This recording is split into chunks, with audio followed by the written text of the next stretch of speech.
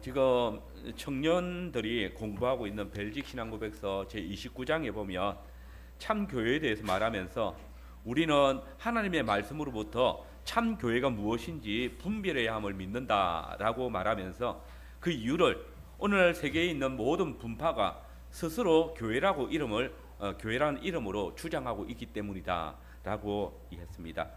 그러면서 참 교회를 알 수 있는 세 가지 표시를 말하면서 참 교회는 복음의 순수한 설교를 한다. 참 교회는 그리스도께서 제정하신 대로 성례의 순수한 집행을 유지한다. 또 참 교회는 죄를 교정하고 벌하기 위해서 교회의 건징을 시행한다. 이렇게 말하고 있습니다. 이 성도는 매주일 예배를 통해서 자신이 속한 교회가 하나님의 말씀이 바르게 선포되어지고 있는지, 그리고 그 선포되어진 말씀을 따라서 성례가 시행되어지고 있는지, 그리고 그 말씀과 성례를 통하여서 성도들을 바르게 치료하고 있는지 살펴야 되는 것입니다. 이러한 것들을 통하여서 우리 교회가 참 교회인지 아닌지를 분별할 수 있는 것입니다. 참 이렇게 볼 때에 참 교회를 가장 잘 드러내는 표지는 말씀, 곧 설교라 할 수 있겠습니다. 즉 설교는 사람의 말이 아니라 하나님의 말씀입니다. 그렇기 때문에 설교자는 하나님의 말씀을 전하는 직분자로서 언제나 성경에 의해서 구속을 받아 또 하나님께서 주신 그 권위에 의해서 말씀을 전하게 됩니다. 물론 설교를 할 때에 많은 어려움이 있을 수 있습니다. 진리를 선포하려고 할 때에 어떤 때는 책망을 해야 하기도 하고 또 세상의 죄를 심판도 해야 합니다. 어떤 이의 마음을 상하게 하기도 하고 또 반발을 일으키기도 할 수 있습니다. 그래서 캘빈은 설교자는 진리를 선포할 때에 아무리 불쾌하더라도 책망이 필요하면 꾸짖을 수 있는 용기가 있어야 한다라고 말했습니다.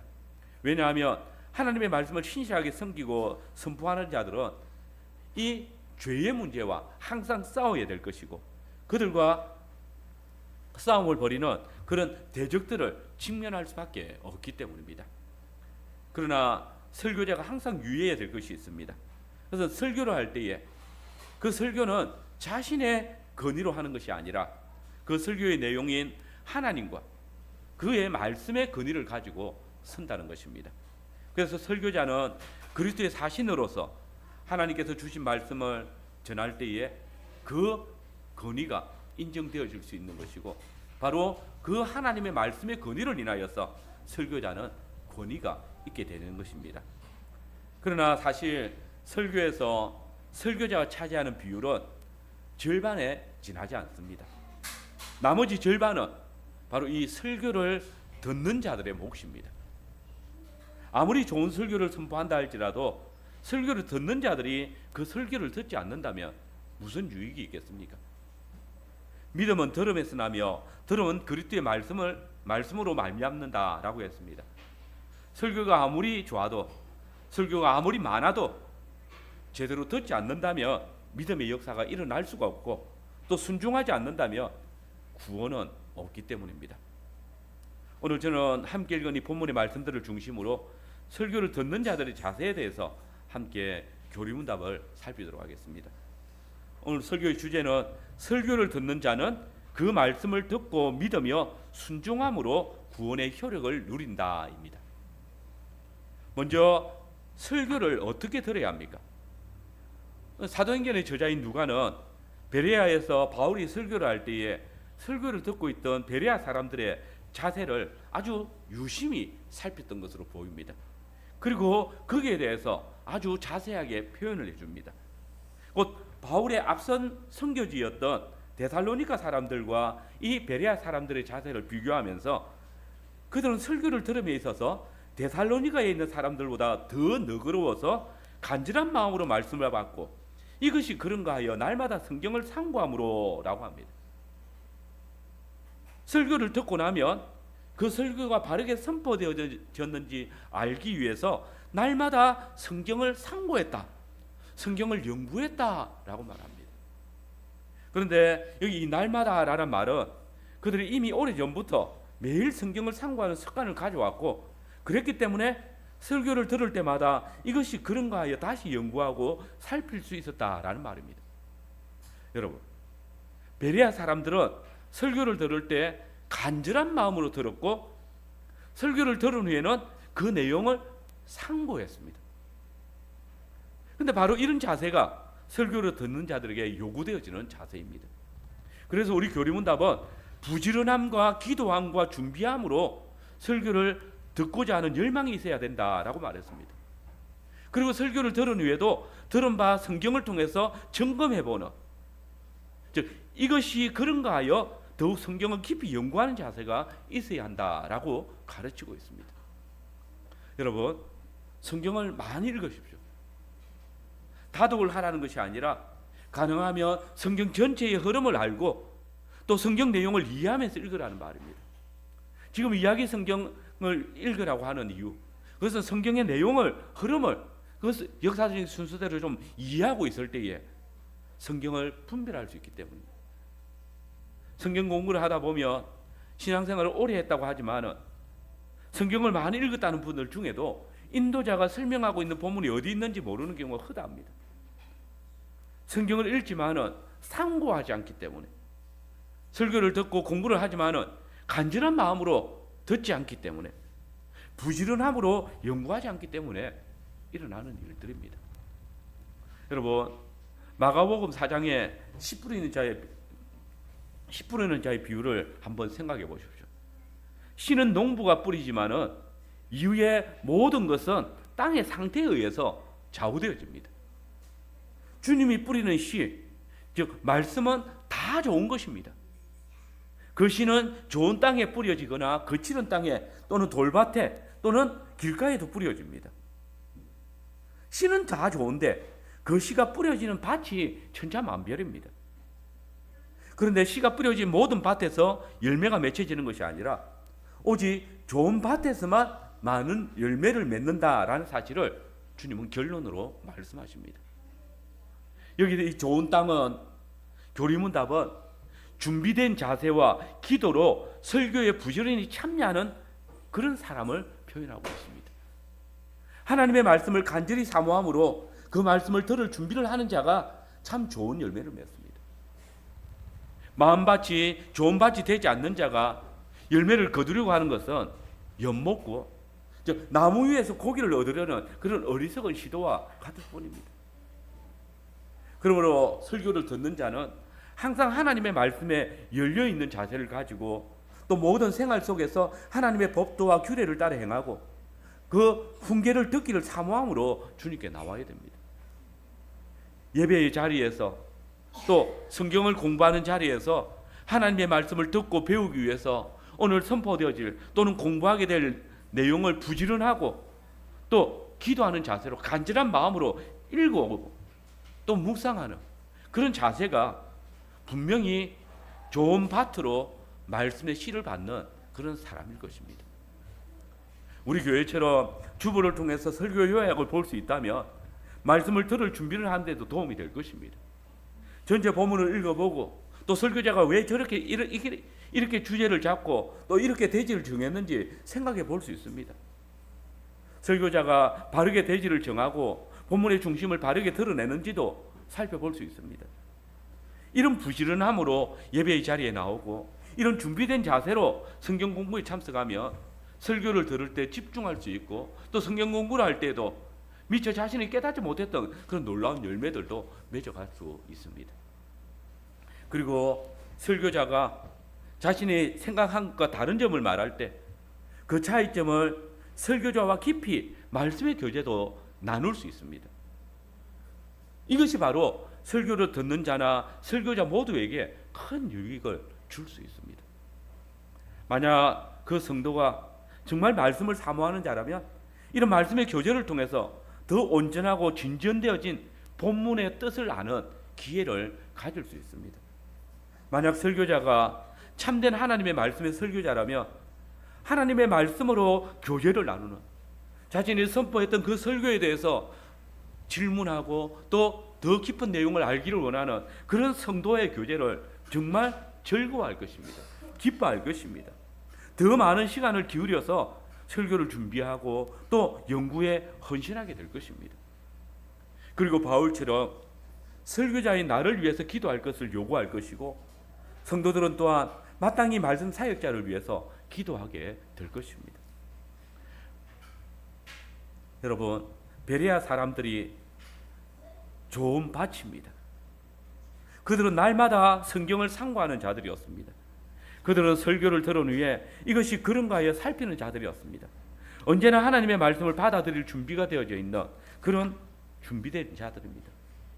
하나님의 이름으로 선포되어지는 가르침을 듣기 위해서 올 때에 우리는 겸손한 마음으로 준비하고 우리에게 전해지는 말씀을 경외함으로 받아들이는 그런 주의를 기울여야 합니다. 우리가 진정 하나님의 뜻을 따라 살기를 원한다면 선한 목자의 음성을 듣기를 힘쓰고 그의 양떼로서 그의 인도하심을 받도록 애써야 하는 것처럼 말입니다.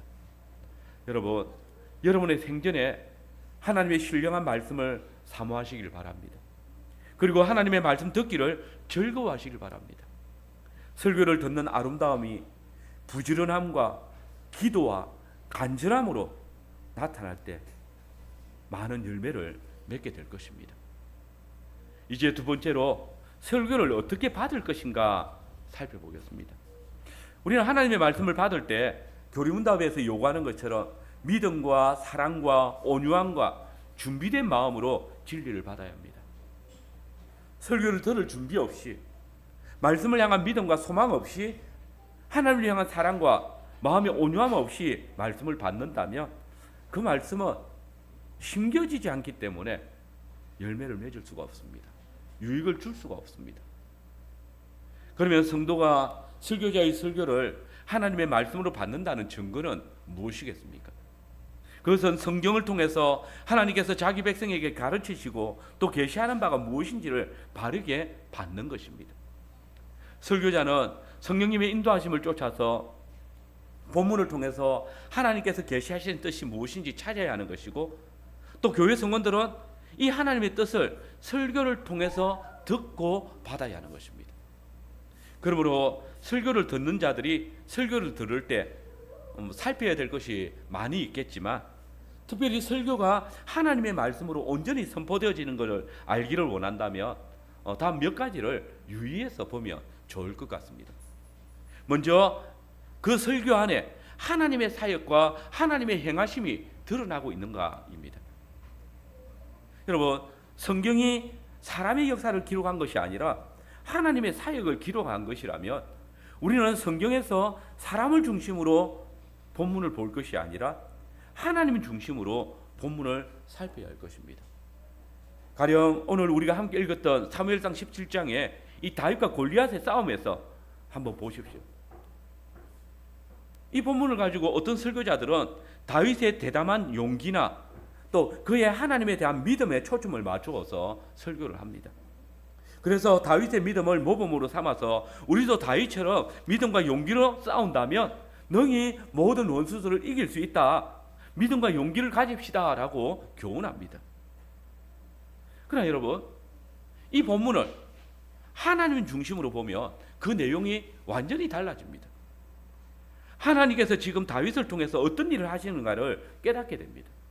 즉 본문은 이스라엘의 하나님이 친히 다윗을 통해서 이스라엘을 구원하신다라는 사실을 우리에게 말씀할 뿐만 아니라 사울을 패하신 하나님께서 당신의 마음에 합한 자 다윗을 이제 이스라엘을 구원할 왕으로 삼으셨다는 사실을 이 본문에서 이야기하고 있다는 것입니다.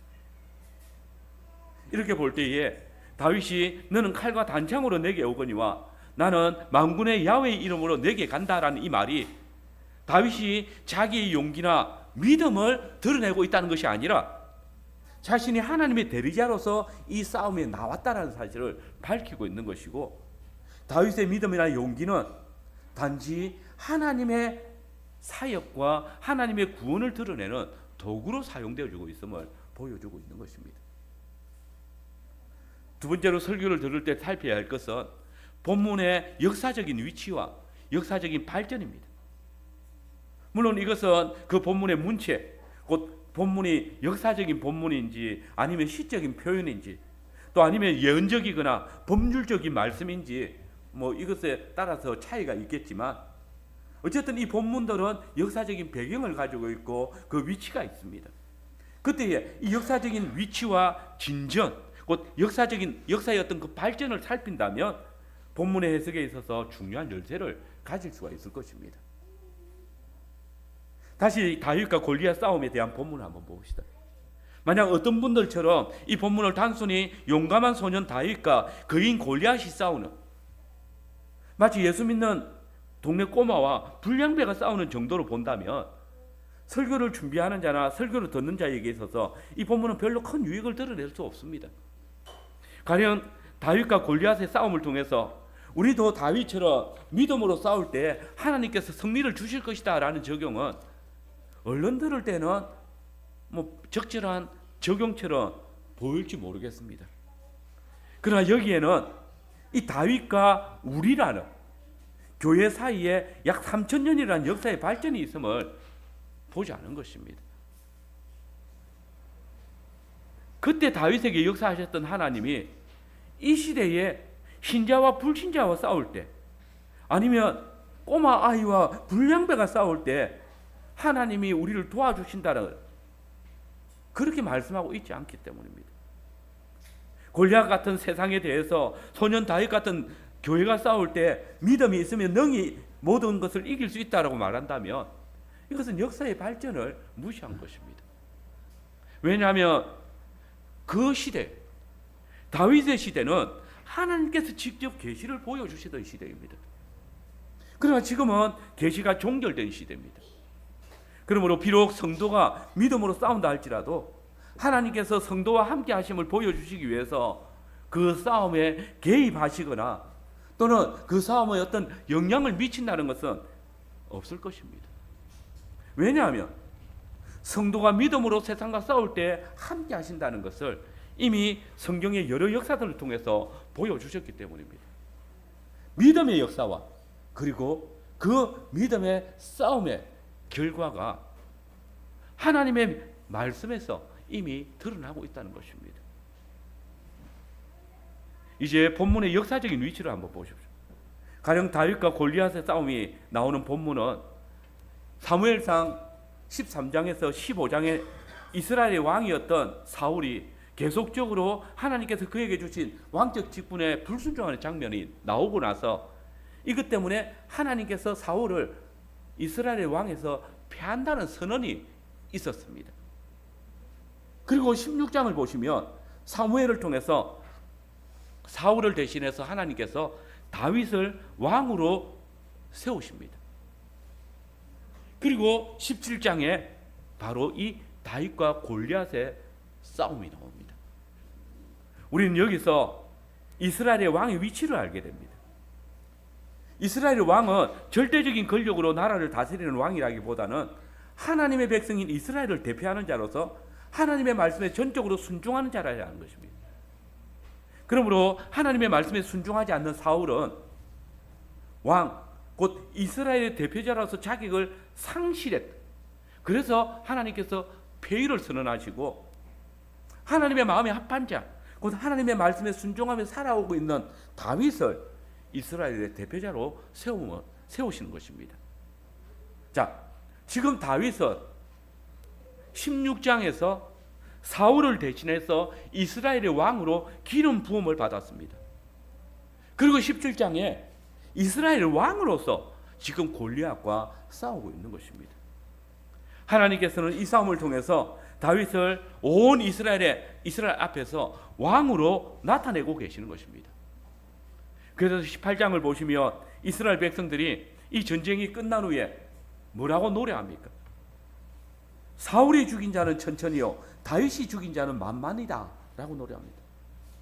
하나님께서 명실상부 다윗을 온 이스라엘의 대표자로 또 하나님의 대리인으로 세우셨음을 만 백성이 보고 알았다는 말입니다. 우리가 설교를 듣는 자로서 설교를 통해서 다음으로 살펴야 될 것은 하나님과 하나님의 구원 역사의 관계를 살피는 겁니다.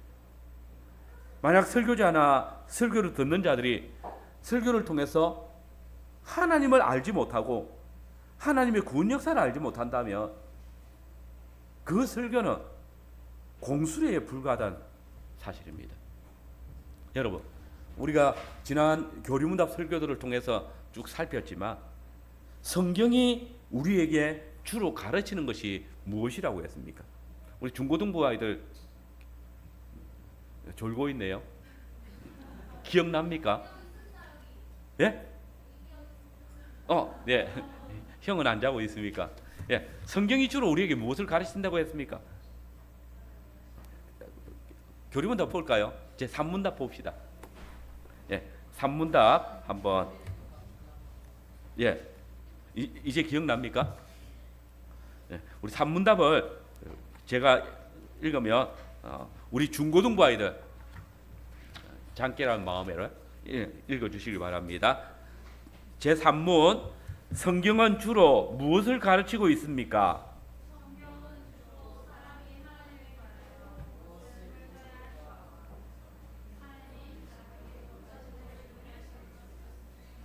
예, 이게 뭐라고 합니까? 교리문답은 성경은 주로 사람이 하나님에 대해서 무엇을 믿을 것과 또 하나님이 사람에게 어떤 의무를 요구하시는지를 가르치고 있다. 하나님과 하나님의 구원받은 성도의 삶에 대해서 이야기합니다. 이것이 성경을 설교할 때 나타나야 하고 성경을 읽을 때마다 이런 교훈을 받아야 하는 것입니다. 하나님을 알고 하나님의 구원 역사를 알고 그 구원받은 하나님의 백성으로서의 삶을 알아가는 것입니다.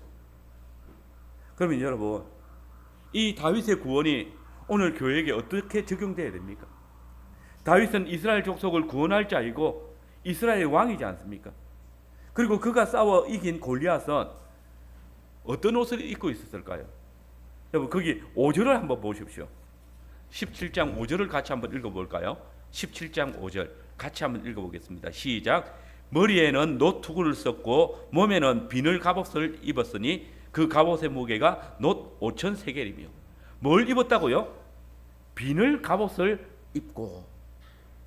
비늘 갑옷을 입었다. 이게 무엇을 이야기할까요? 그가 마치 뱀처럼 몸에는 비늘 갑옷을 입었다는 것입니다. 그 다음에 골리앗이 쓰러진 후에 다윗이 어떻게 할까요? 우리 51절 같이 볼까요? 51절 같이 한번 봅시다.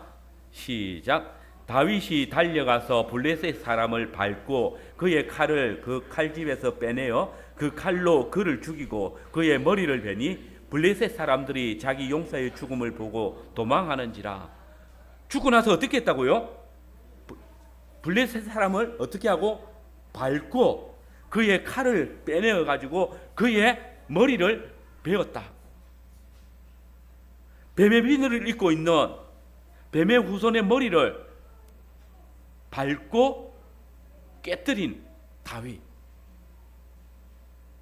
이쯤 되면 우리는 다윗을 통해서 영적 이스라엘을 죄악 가운데서 구원하시려고 오신 만왕의 왕이신 예수 그리스도를 발견하게 될 것입니다. 뱀에게 언약의 저주를 선포할 때에 네가 여자와 원수가 되고 여자의 후손도 너와 원수가 될 것이다. 여자의 후손이 네 머리를 밟을 것이고 너는 그의 발꿈치를 상하게 할 것이다 라고 했는데, 지금 다윗이 뱀의 비늘 옷을 입고 있는 골리앗의 머리를 밟고 그의 머리를 잘랐다. 하나님께서 이 다윗을 여자의 후손으로 보여주고 있습니다. 더 나아가서 이 다윗의 혈통으로 오신 예수 그리스도를 통해서 뱀의 머리를 밟으시고 교회를 구원하실 것을 여자의 후손이 다윗을 통해서 보여주고 계시는 것입니다. 또 다윗이 이스라엘의 직분자로서 왕으로서 교회를 구원하기 위해서 믿음으로 싸웠듯이 교회 직분자들도 교회를 위해서 자신에게 맡겨진 그 믿음의 싸움을 해야 한다는 것을 우리에게 가르쳐주고 있습니다. 성도들은 어떻겠습니까? 세상의 모든 해악 가운데서 교회의 머리이신 그리스도께 자신을 의탁할 것을 말하고 있습니다. 이는 교회가 교회의 직분자들과 유기적인 관계를 가지고 있음을 말씀하는 것입니다. 마지막으로 설교를 듣는 자가 살펴야 할 것은 설교자가 설교 시에 드러내는 주제와 또 대지를 한번 잘 살펴보는 겁니다. 물론 대지 없이 설교를 하는 경우도 있습니다. 그러나 그 흐름은 반드시 주제를 따라갈 것입니다. 그러니 설교자가 오늘 택한 본문의 주제와 대지를 어떻게 드러내었는지, 그리고 그 주제와 대지가 하나님 중심으로 또 성경의 그 역사적인 발전을 고려했는지 살펴보는 것도 설교를 잘 듣는 믿음의 유익이 있습니다. 주제와 대지는 설교의 핵심을 드러내는 설교의 뼈와 같습니다. 요즘 공룡뼈 몇 개 가지고 또 파리에 이게 촉수에서 뽑아낸 공룡 DNA를 가지고 주라기 공원을 만들었다는 영화가 나오잖아요. 그러면 설교의 중심 뼈대를 안다면 그 설교 전체를 이렇게 파악할 수 있겠죠. 설교자가 성경을 바르게 살펴서 이끌어낸 주제와 대지라면 성경 본문과 설교 전체를 이해하는데 큰 도움이 될 것입니다. 그리고 이 모든 것을 통틀어서 설교를 듣는 자들이 반드시 해야 될 것이 있습니다. 그것은 설교가 선포되어질 때에 설교의 내용이 진실로 성경에 말씀하고 있는 바와 동일한 것인지를 살피는 겁니다. 이것이 베레아 사람들이 이것이 그런가 하여 날마다 성경을 상고했던 이유입니다. 이 요구는 믿음이 장성한 사람이나 또 머리가 좋은 엘리트 계층에게만 요구되는 것이 아닙니다. 주의 영을 통해서 그리스도를 주로 고백하는 모든 사람들은 주의 영을 통해서 말씀을 깨닫는 지혜가 있을 것이고, 모든 성원들은 설교를 들을 때 그 설교를 분별할 수 있는 지혜를 이미 주셨습니다. 우리가 설교를 들을 때 누구에게서 배웠는지를 알고 우리의 믿음의 도리를 분별하게 될 나이에 이르렀다면 바른 설교와 또 사이비 설교를 분간해낼 수 있는 그런 자리에 이르러야 합니다. 만일 온전한 정신으로 설교를 듣고 있음에도 이것을 구분해내지 못하고 이 설교도 하면 저 설교도 하면 한다면 그 신앙 고백은 그 하나님의 말씀에 대해서 관심 없는 신앙이었고 신앙의 고백이었습니다. 여러분, 설교는 불신자들에게 선포되어지는 것이 아니라 주의 교회에 속한 자들에게 선포되어지는 것입니다. 그러므로 모든 설교를 듣는 자는 언약 안에 있는 언약에 속한 자들입니다. 언약에 속한 자는 언제나 언약의 말씀을 쫓아 사는 삶을 살아야 합니다. 언제나 하나님의 말씀을 사모하는 심정으로 성령께서 말씀을 깨닫게 하실 지혜를 주실 것과 또 설교자가 순수한 복음의 비밀을 담대히 선포할 수 있도록 늘 기도하는 성도들이 되시길 바랍니다. 마지막으로 설교를 어떻게 실천할 것인가에 대해서 살펴보겠습니다. 선포되어진 설교에 대해서 성도의 능동적인 자세가 언제나 필요합니다. 교리문답은 설교자가 설교를 할 때에 성원들이 설교를 듣고 있는 것을 단순히 듣는다라고 하지 않고 설교를 받는다라고 표현했습니다. 160문답 후반부입니다. 설교를 믿음과 사랑과 온유함과 준비된 마음으로 진리를 받되 하나님의 말씀으로 받아야 합니다. 설교는 듣는 것이 아니라 받아들이는 능동적인 믿음의 반응이 있어야 한다는 것입니다.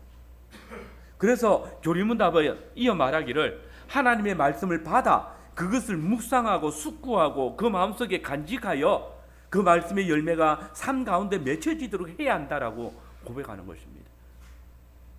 여러분 주일마다 왜 예배에 참석하십니까? 왜 설교를 듣고 있습니까? 그냥 아무런 생각 없이 멍한 눈과 마음으로 그냥 예배의 자리에 앉아 있다면, 또 목사가 앞에 설교를 하고 있으니 또 설교하는갑다 하고 그걸 듣고 있는 거라면 그게 무슨 유익이 있겠습니까? 신앙생활을 수십 년 했음에도 하나님의 말씀과 이단의 사슬을 구분할 수 없다면 우리가 믿는 구원의 도리들에 대해서 아직도 누군가에게 배워야 된다면 여전히 구원의 확신에 있어서 바람에 흔들리는 갈대처럼 이리저리 흔들리고 있다면 어떻게 종말의 때를 온전히 맞이하겠습니까? 우리가 설교를 듣고 있는 것은 시간이 남아서 또는 뭔가 인생에 도움이 될 만한 교훈을 얻으려고 하는 것이 아닙니다. 그 말씀에 생명이 있고 그 말씀이 우리를 주의 영광으로 인도해 주시기 때문입니다. 주의 말씀을 들을 때 그것으로 믿음으로 받아 우리 안에서 그 말씀이 열매 맺어질 수 있어야 합니다. 이 말씀의 열매는 오직 순종을 통해서 나타납니다. 여러분, 성도는 하나님께서 그 말씀으로 우리를 부르실 때에 우리의 순종을 시험하시는 하나님 앞에 겸손한 마음과 온전한 믿음으로 나아가야 할 마음이 있어야 합니다. 그래서 하나님께서는 이사야를 통해서 이렇게 말씀하십니다. 나의 영이 마음이 겸손한 사람 외에 누구 위에 임하였겠는가? 우리가 주의 말씀을 듣고 그것을 믿음으로 받는다면 이는 하나님의 말씀이 우리 위에 임한다는 것이고 주의 성령이 우리와 함께 하신다는 것입니다. 반대로 마음이 교만하여서 하나님의 말씀을 순종하지 않는다면, 받아들이지 않는다면 그 말씀은 그 위에 임할 수 없다는 것입니다. 하나님의 말씀을 따라 살기를 원하는 자들은 근본적으로 성령의 지배를 받는 자들입니다. 사람이 하나님의 말씀을 배우기를 간절히 원하고 또 설교를 듣거나 성경을 읽을 때 우리 자신의 지혜로 이 모든 것을 이해할 수 있다는 어리석고 교만한 마음을 버리고 오직 하나님을 경외함으로 말씀하신 바를 기다리는 그런 심령이라면 주의 성령께서 말씀을 깨닫게 하실 것이고 또한 그 말씀을 깨닫는 자에게 순종할 수 있는 인도를 주실 것입니다. 그리고 선포되어지는 설교의 실생활에 대한 적용, 곧 적절한 순종은 설교를 듣는 자의 몫입니다. 성경을 통한 하나님의 목표가 하나님의 구원 역사를 깨닫는 것이라면 설교를 듣는 성도는 무엇보다도 성령 하나님의 도우심을 받아 하나님의 구원 역사에 관심을 가지고 올바른 적용을 통해서 하나님의 구원받은 백성으로서 그 은혜에 대한 감사와 기쁨이 넘치는 삶을 살아야 하는 것입니다. 이것이 하나님의 말씀의 삶 가운데 열매를 맺는 것입니다. 이 구원의 기쁨과 은혜에 대한 감사가 넘치는 삶, 이것이 교회의 성장이고 이를 통해서 그리스도의 장성한 분량에까지 하나님의 형상을 온전히 회복하는 교회가 되어지는 것입니다. 그러나 여러분, 이 성령의 사역이 없이는 우리가 듣기는 들어도 또 보기는 보아도 깨닫지 못할 것입니다. 그러므로 참된 교회는 하나님의 말씀이 바르게 선포되어지고 또 가르쳐질 뿐만 아니라 주의 성령께서 모든 성원들에게 나에게 역사하여 주셔서 하나님의 말씀에 대한 온전한 순종과 또 그 말씀을 순종하며 살아갈 때에 열매 맺는 지혜가 있기를 기도해야 될 것입니다. 끝으로 설교자와 설교를 듣는 자의 관계에 있어서 설교 듣는 자가 설교자 못지않게 설교에 대한 책임이 있다는 사실을 기억하십시오. 앞서도 말씀드렸지만은 설교는 설교자에게 절반의 책임이 있다면 설교를 듣는 자에게 절반의 책임이 주어집니다. 이 말은 가르침에 대한 반응 이상을 포함하는 말로서 설교자가 오직 하나님의 말씀을 전할 수 있도록 연구하고 준비하는 것도 성원들에 의해서 가능하다는 것입니다. 성원들이 오직 하나님의 말씀만이 강단에서 선포되어질 수 있도록 기도하고 또 말씀을 들을 때에 그것을 받아들이는 것입니다. 자기 길을 가르쳐주기를 원하는 사람들이 설교를 듣고 있다면 설교자는 하나님의 말씀을 선포하기보다는 그 성원들의 길을 가르쳐주기 위해서 설교를 해야 될 것입니다. 또 자기의 만족을 위해서 선포되어지기를 원한다면 그 사람들의 만족을 위해서 설교를 함으로써 하나님의 말씀은 사라질 것입니다. 칼빈은 그의 디모데전서 설교에서 성원들이 하나님의 말씀을 구하고 듣기를 기뻐해야 한다. 이런저런 잡다한 공상에 의한 질문으로 설교자의 사역을 고달프게 해서는 안 된다라고 말하면서 많은 설교자들이 사람들의 총애와 선호를 얻기 위해서 이런 허망하고 잡다한 이야기들이 귀가 열려져 사람들이 듣기 좋은 말만 하려고 한다라고 경고했습니다. 사람들이 설교자가 자신들이 듣고 싶은 것을 설교하지 않는다고 불평하고 그것으로 설교자를 고달프게 할 때에 설교자도 사람이기 때문에 사람들의 총애와 선호를 얻기 위해서 거기에 귀가 열려져서 사람들의 귀를 가려주고 그들이 듣고 싶은 것에 대해서 말해주기 마련이라는 뜻입니다. 여러분, 설교자로 바른 길을 가려야 하는 것을 이탈하게 만들 때에 그 책임은 설교자뿐만 아니라 성원들이 져야 할 것입니다. 오늘 한국 교회 안에 설교가 약화되어지고 하나님의 말씀보다 사람의 말이 강단에서 더 선호를 받는 안타까운 현실은 설교자에게 가장 큰 책임이 있겠지만 성도들이 자신이 듣기에 기분 좋고 익살스럽고 흥미있는 이야기를 듣기를 원하기 때문이고 바른 설교를 하는 설교자에게 설교가 어렵다, 딱딱하다, 사람들이 듣기 싫어한다는 말로 고달프게 한 결과입니다. 그러므로 바울은 이미 당시에 이런 성원들을 보면서 아들 디모데에게 말하기를 사람들이 바른 교훈을 듣기 싫어하고 귀가 가려서 자기 사역을 쫓을 목사를 세우려고 하고 또 귀를 진리에서 돌이켜 허탄한 이야기를 쫓을 것이다. 그러나 너는 이 모든 상황 가운데에서 근신해서 이 일로 인해서 고난당하는 것을 감수하면서라도 전도인으로서 하나님의 말씀만을 전파하라. 그렇게 가르쳤던 것입니다. 말씀이 사라진 교회의 결국은 너무나 뻔하기 때문입니다. 하나님의 말씀이라고 설교되어지는 거기에 하나님의 구원 사역이 나타나지 않는다면, 우리가 믿는 우리 하나님이 어떤 분이신지를 나타내지 못한다면 하나님의 교회가 될 수가 없고 무너질 것이기 때문입니다. 솔직히 누가 자신의 귀에 부담스러운 말을 즐거워하겠습니까? 그것이 하나님의 말씀일지라도 자기 자존심, 자기가 하고 싶은 일에 자신의 욕망에 부담을 주고 또 꾸짖음을 할 때에 그거 듣기를 원하는 자들이 많겠습니까? 그래서 설교자가 청중들이 듣기 좋은 말을 하면 어떤 결과가 나겠습니까? 너무나 분명하게 주님은 하나님의 말씀을 듣지 않고 자기 소견에 따라 말씀을 이해하고 살아가는 자들에 대해서 단호하게 말씀하십니다. 불법을 행하는 자들아 내게서 떠나가라.